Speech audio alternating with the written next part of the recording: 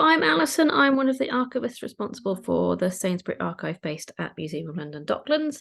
And on this talk, I'm going to give you an insight into the history of the company, highlight the different roles that the staff would have had over the company's 150-year history, and talk about some of the material in our collection that would be most useful for researching a family history or for genealogists.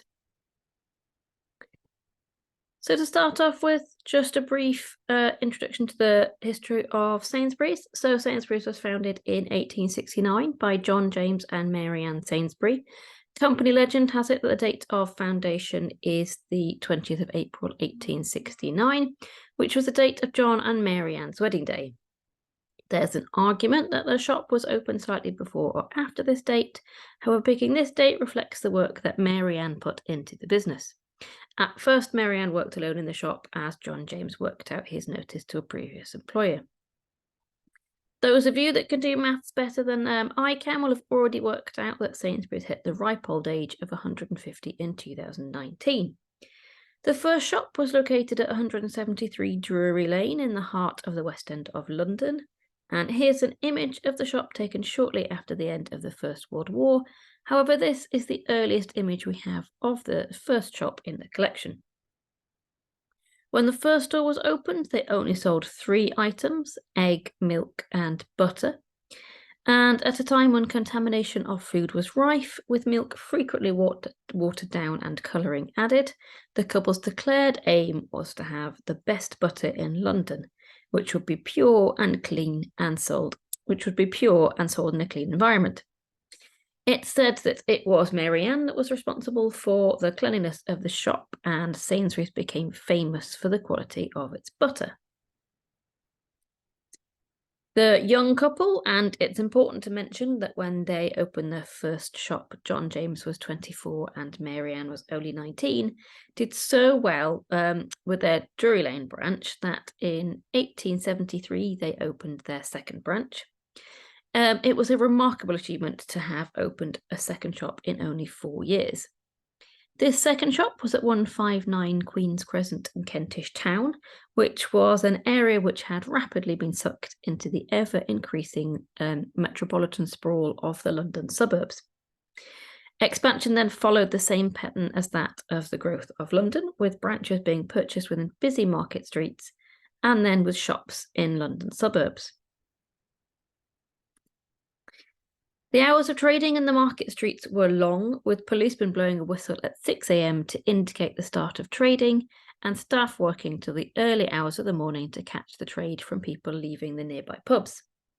This was made significantly worse on a Saturday evening because it was payday, with customers arriving with beer mug in hand and the staff clearing them all away at the end of the night and returning them to the local landlord.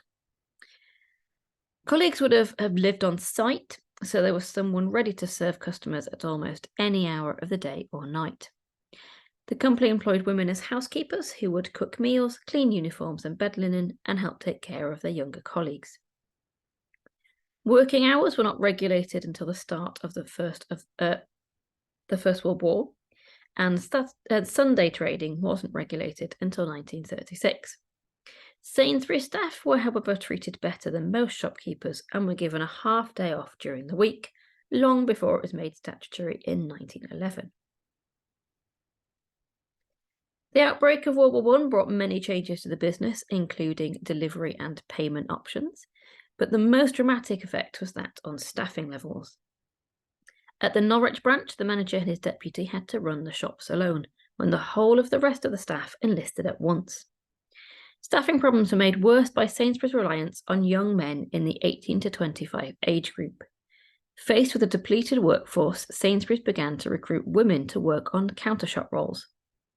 The women took up the same roles as the men, but with one difference. The shops were required by law to provide them with a chair to sit on behind the counter. By the end of the war, around a third of the shops were managed by women. It took a long time for staff arrangements to return to its pre-war norm. The early 1920s, 30 branches were still managed by women. Demobilised men were sent to the Blackfriars Training School, which had been set up to train women quickly for refresher courses before returning to their pre-war jobs. Most of the women who had taken their places were either paid off or given jobs in the new grocery departments, which were added to larger branches from the 1920s onwards.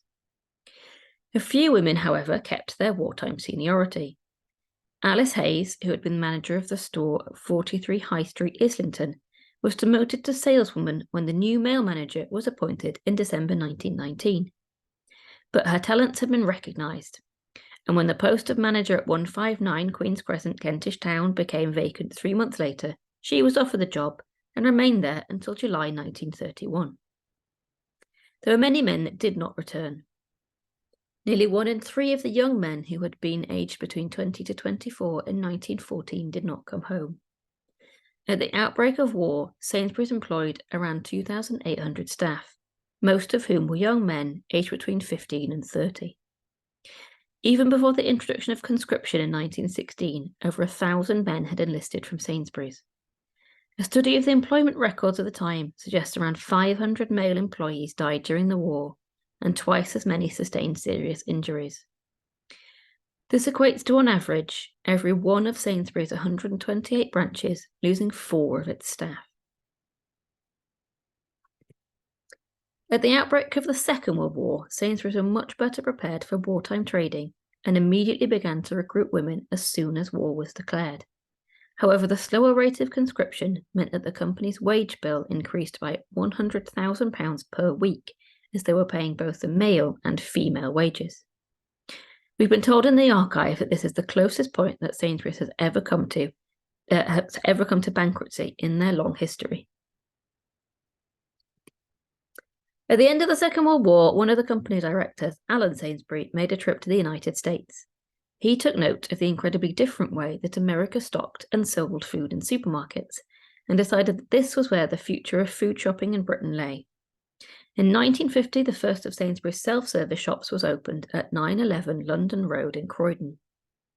We can't underestimate how much of a culture shock for some customers this was, so much so that Sainsbury's were given out instruction leaflets on how to shop on these new stores.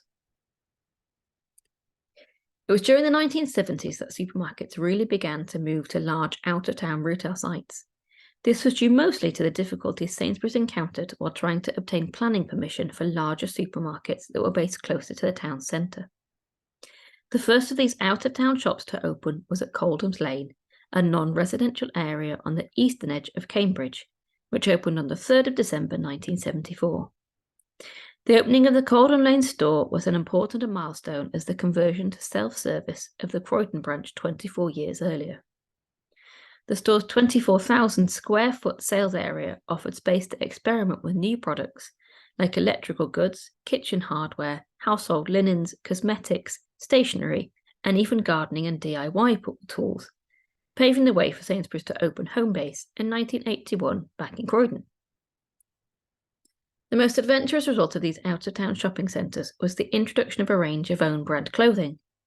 It was also in the 70s that Sainsbury's diversified into the rapidly growing frozen food market, opening their first freezer centre in Bournemouth in 1974, and increasing the range of the wine department. Sainsbury's also expanded up north, opening their first branch in Yorkshire in 1974.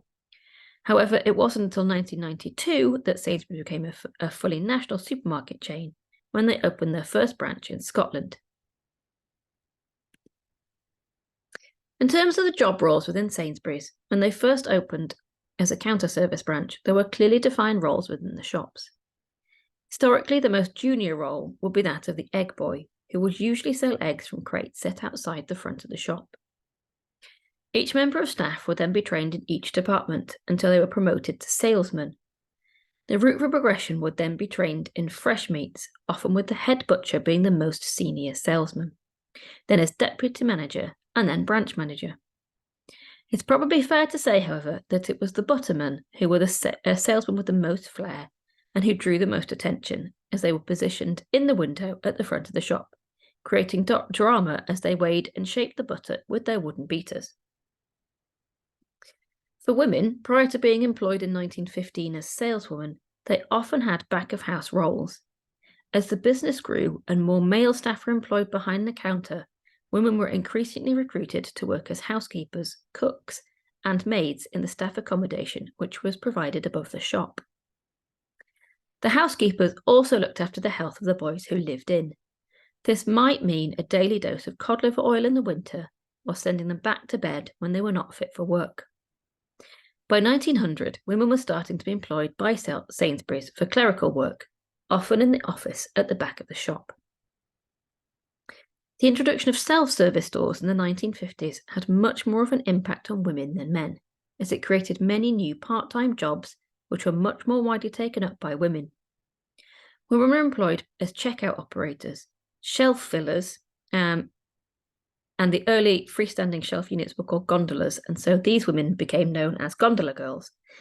And also they were employed for weighing, wrapping, and pricing food in the preparations room. Large self-service shops employed twice as many women as men. By 1968, 11,000 of Sainsbury's 28,000 employees worked part-time, and most were women, a stat which isn't so much different today for part-time staff. The archive contains materials which illuminates the working lives of thousands of past employees and documents a time of strong connections between staff and company. In the past, school leavers would have left school at 14 and gone straight into full-time work, and it wasn't uncommon for people to spend their whole working lives at Sainsbury's. In fact, some people still do. There was a family feeling amongst the staff, which the company nurtured. Sainsbury's, after all, was a family business. There was lots of sport clubs and social activities, day trips to the seaside, family sports days, and drama clubs. And it wasn't uncommon for people to marry after having met at work, and for whole families to be working for the company. Main sources in the archive for family historians are obviously our staff records. However, staff records for large parts of Sainsbury's history do not exist, and they only go up to the 1960s at the very latest. The further back you want to go, the more likely we are to have something. Our staff register is complete for the period 1894 to 1828. And these registers mark things like addresses, marital status, addresses of referees, wages, positions held, transfers, date joined and left, and then the reason of leaving. We have employee records cards, and these give information about the individual employees, including personal information, for example, name, address, and date of birth, employment information, for example, date engaged and salary details, and information that appears to relate to pensions, for example, the date of joining the scheme, date of retirement, date of death or withdrawal. These are mostly closed under the Data Protection Act because they are quite recent, but if you can provide us with an example of somebody has passed away, we can look into these for you. Records are less thorough for management roles. However, we have 3 branch managers and results registers, which can be quite useful for finding material. We also have much broader things like war records. For example, we have a register of service. However, this is not complete. And we also have a World War II Roll of Honour. We also have records about sports and social clubs. So if you know someone used to play on the darts team, for example, you can get in touch with us and we can look through these records. We also have Sainsbury Staff Association and Griffin Sport Clubs from around about the 1920s.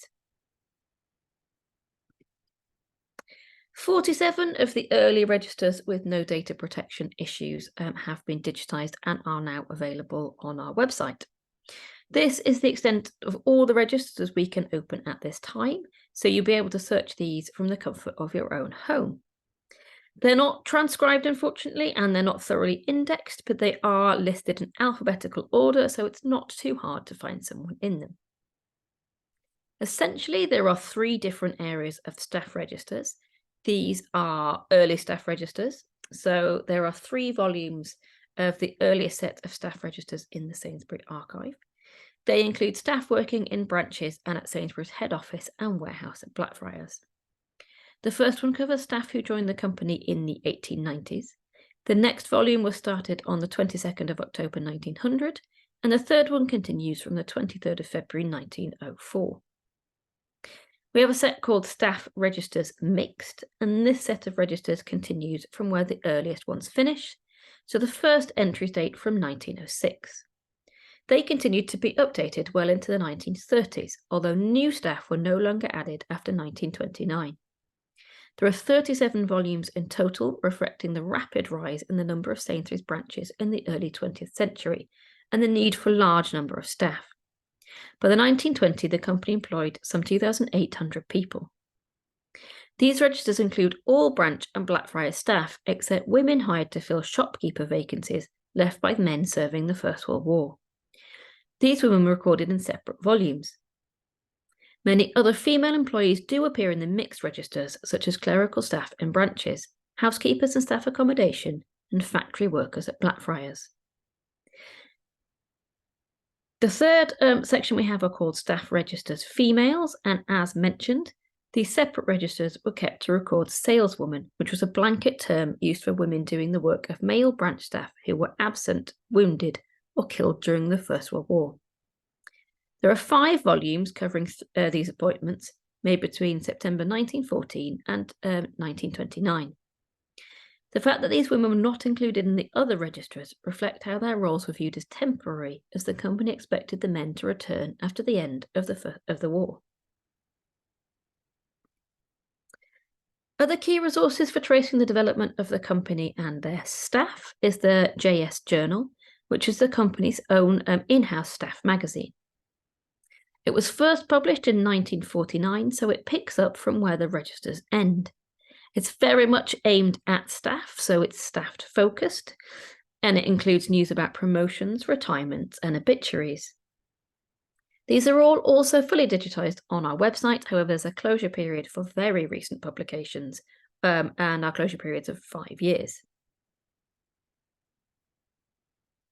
We also have training records from the Blackfriars Training School and experience cards from in the shops. So staff moved from department to department and from branch to branch, and training was thorough and well monitored. We also have careers leaflets, which explain exactly what people were doing. So even if we can't find an exact person, we can give you a good idea of the kind of things people would have been doing in their roles. An awful lot of our careers leaflets are also digitised and up online on our website. Other relevant staff material includes our branch files with thousands of photographs of Sainsbury's stores, particularly in London and the South East, but also into regions and further north as the company grew. This obviously includes an awful lot of images of staff, and here an example of a couple of those on screen. So I just wanted to give you an idea of how some of our resources can be used to inform family history research. This is Harry Webb, who worked at Church Street, Enfield, in 1912. Harry was a delivery lad, so a bit of background about that role. Very few people had transport of their own at the time, and so boys like Harry were employed at each branch to take home customers shopping. If you had a telephone and an account book, you could ring up the shop and place an order. I always joke that people think home delivery was invented in the 1990s, but we always joke that they mean the 1890s. This role was very hard work, riding a fully loaded tricycle, and 2 boys usually took it in turns, as it was too heavy to ride a bike all day. On pre-First World War bicycles, the tyres were made of solid rubber, so they would have been uncomfortable and bumpy to ride. For longer distances and larger roads, Sainsbury's used to have horse-drawn vans. So this is Harry Webb's staff record. Information in the staff record gives us his name and address, his status, his marital status, he was single, date engaged, so he joined on the 30th of November 1912. His references, so these entered tell us that he's been working for at least 4 years before joining Sainsbury's. He worked for a company called Parsons and Company based in Covent Garden in central London for 3 years, 7 months, followed by 6 months at the Edison Electrical Company, which was based in Enfield. They tell his salary, so 17 shillings per week for living out, So his board and lodgings had not been deducted from this figure. His position, which was porter, which was a description which also included delivery boys. The branch he was sent to, which was obviously the one in Church Street in Enfield, and a leaving date of the 31st of October 1914, with cause of leaving, which was his own accord. So things you can deduce from this. He wasn't living in like many staff did at the time. Staff were often sent out to branches following their training in Blackfriars. Younger staff and staff who weren't local frequently lived in, so they would have lived in accommodation above the shop. Harry lived out, which suggests he may well have had family living locally.